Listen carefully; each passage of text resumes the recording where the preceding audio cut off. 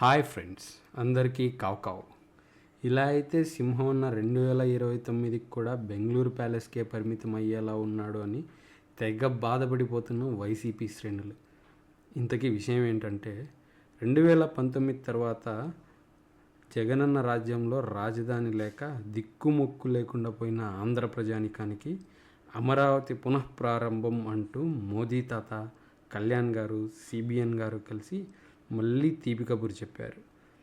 వీళ్ళ మధ్య ఉన్న సఖ్యత చూసి ఓర్వలేని వైసీపీ కార్యకర్తలు ఎంతో నిజాయితీగా ఇచ్చిన 5 రూపాయలకు న్యాయం చేస్తూ ఎడిట్లు, మార్ఫింగ్లు చేసి టీడీపీ, జనసేన కార్యకర్తల మధ్య విభేదాలు సృష్టించాలని చూస్తున్నారు.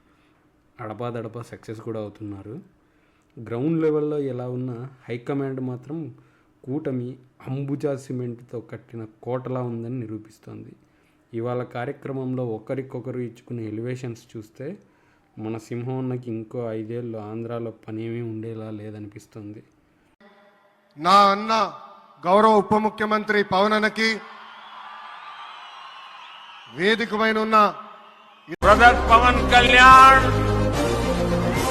ఇది మనము చెయ్యాలి,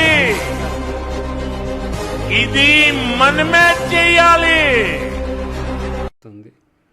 అదండి నా కాకిగోల. మరి నా కాకిగోలను వినడానికి ఈ ఛానల్ని సబ్స్క్రైబ్ చేశారా? ప్లీజ్ ఆ ఒక్క పని చేయండి. ఉంటా మరి. కావ్.